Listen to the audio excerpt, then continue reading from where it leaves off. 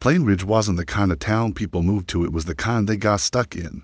The roads were cracked, the signs sun-faded and swinging in the wind. Storefronts sat empty, their windows streaked with dust and regret. Most people here kept their heads down, their hearts closed.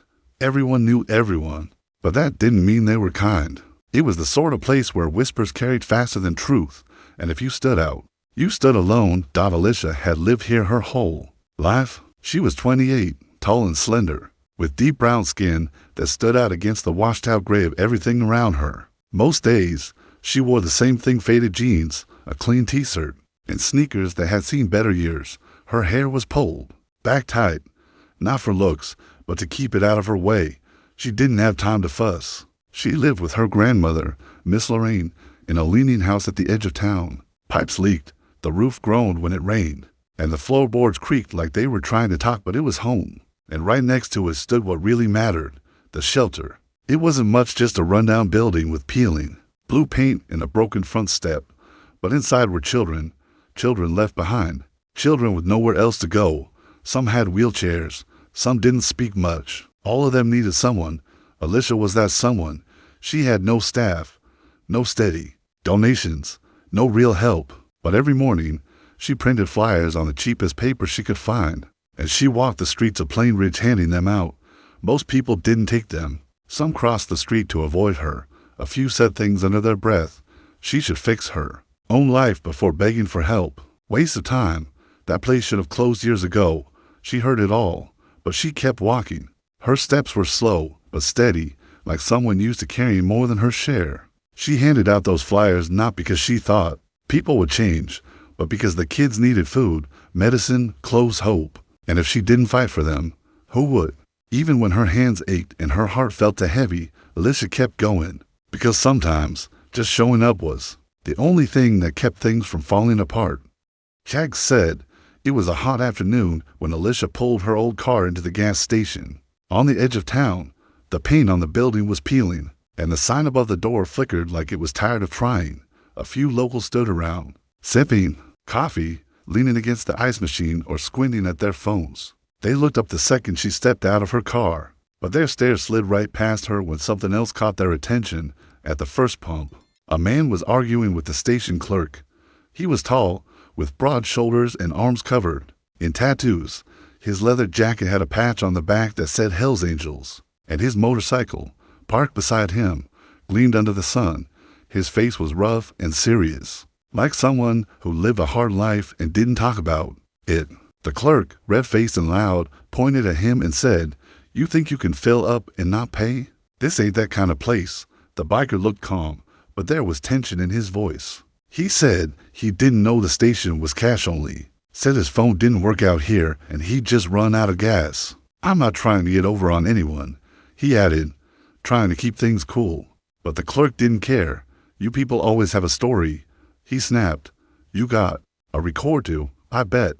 No one stepped in. A few people watched like it was entertainment.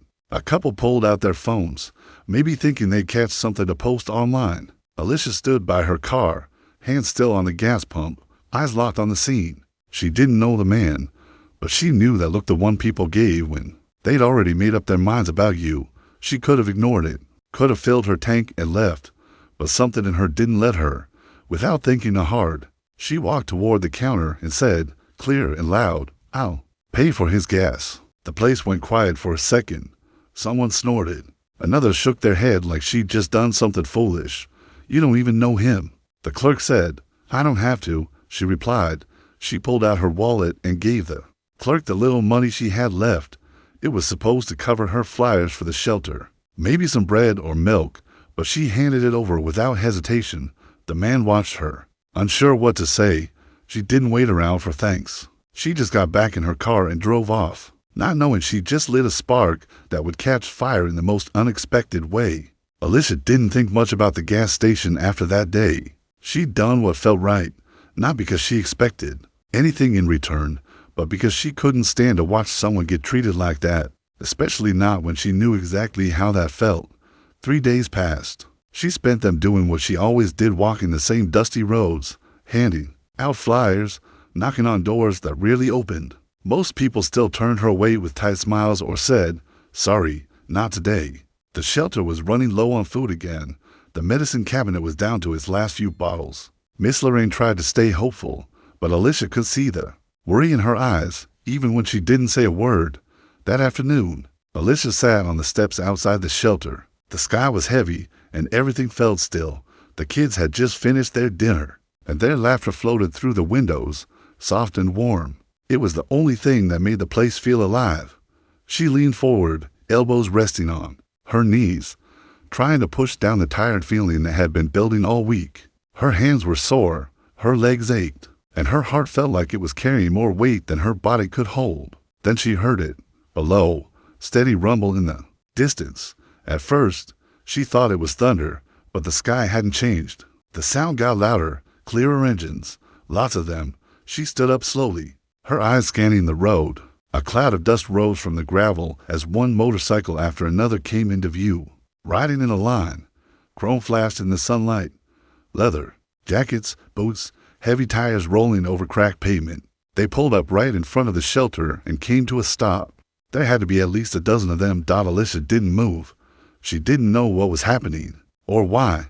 Then she saw him, the man from the gas station, helmet in one hand, calm look on his face. He walked up to her and held out one of her old flyers. It was wrinkled, the ink slightly smudged.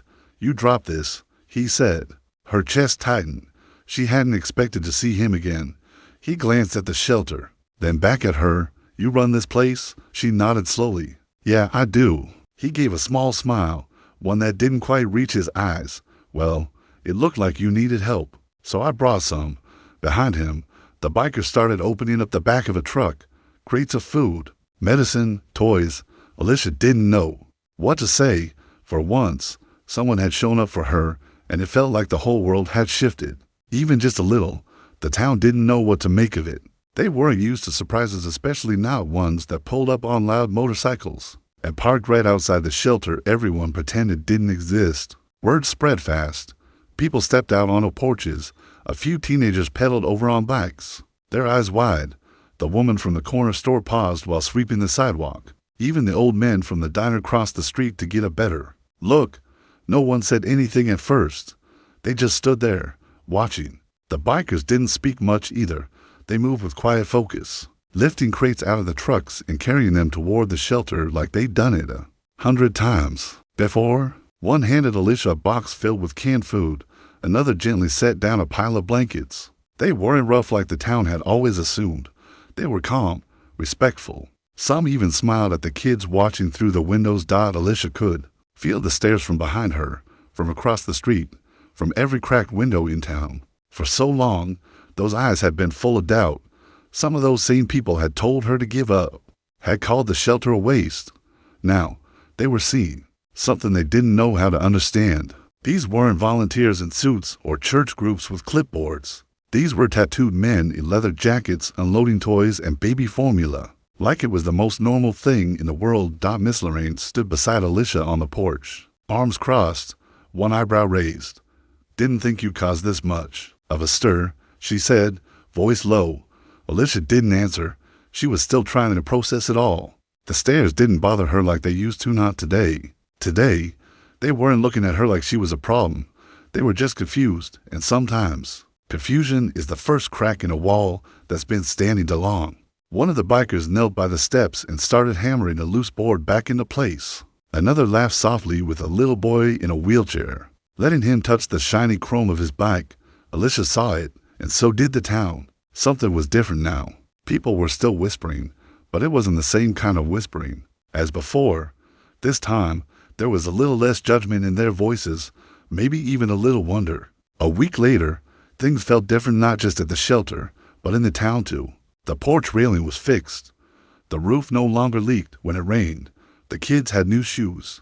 There was food in the pantry, enough to last more than a few days. But it wasn't just about supplies. It was about who brought them. The bikers didn't disappear after that first visit. They kept coming back quietly without making a big deal about it. One day, they fixed the old swing set. Another day, they showed up with tools and fixed the plumbing. Jake, the man from the gas station, never made promises, but he always showed up. And that meant more to Alicia than any speech ever could.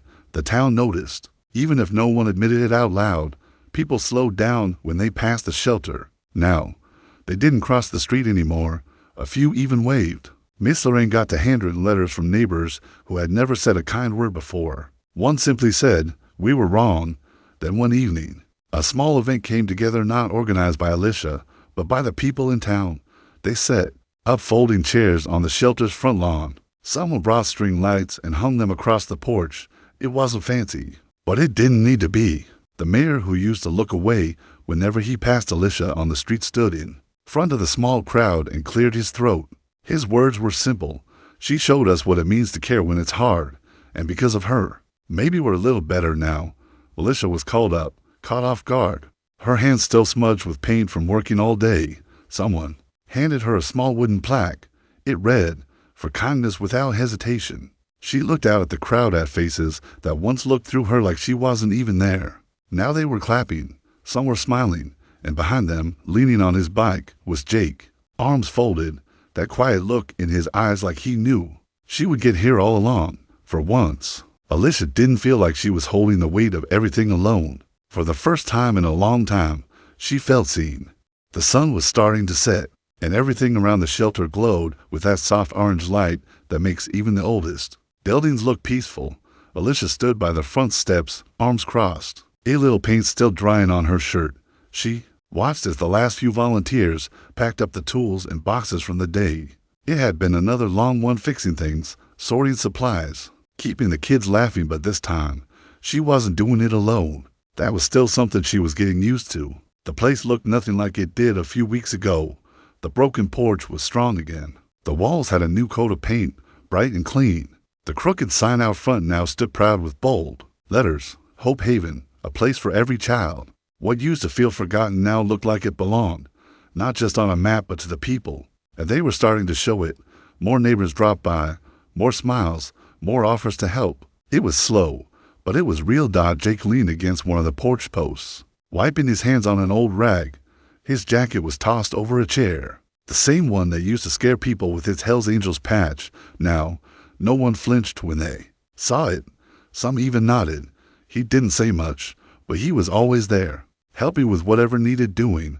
Alicia glanced at him and gave a small shake of her head. "You ever take a break?" she asked. He smiled, "Just a little, only when you do." That night, the shelter was quiet. The kids were asleep. Miss Lorraine sat inside, reading with her feet up. Alicia stepped out onto the porch, the cool air brushing her skin. For the first time in a long time, she wasn't thinking about what was missing. She was thinking about what had changed. The judgment wasn't gone completely, but it was softer. Now, not so sharp. People were starting to see, to understand, and most of all, to care. She looked out toward the road, where it had all started. That gas station, that moment. One choice, one small act that nobody asked for. And now everything was different. Not perfect, not easy, but better. And that was enough. Alicia sat alone on the porch that night, though it's still warm from the day's sun. The cicadas buzzed softly in the trees, and the air carried that end of summer stillness that makes you stop and listen. Inside, the shelter was quiet, kids tucked into bed, soft night lights glowing behind old doors. She looked out at the street, where the town of Plainridge used to pretend she didn't exist. It wasn't like that anymore. People saw the shelter now. More importantly, they saw the people inside it. She thought about how it all started with a man no one wanted to help and a few crumpled bills in her back pocket. She didn't plan any of it. She just couldn't watch someone be treated like trash and do nothing. That one choice, that small moment, had somehow pulled a dozen strangers to her doorstep. And those strangers had turned into something more. They'd come with leather jackets and loud engines, but behind all that, they brought food, tools, and something she hadn't felt in years: support. Alicia smiled to herself, not big, but real. She didn't fix the town. She didn't change everyone's hearts. But she made them stop and really look, at the kids, at the shelter, at her, and maybe, just maybe, they'd carry that with them. Maybe next time they saw someone struggling, they'd step in instead of looking away.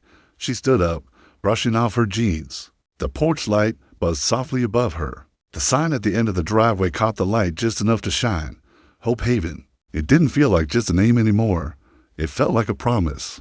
A reminder that sometimes the smallest things like paying for someone's gas can echo far beyond what you'll ever see.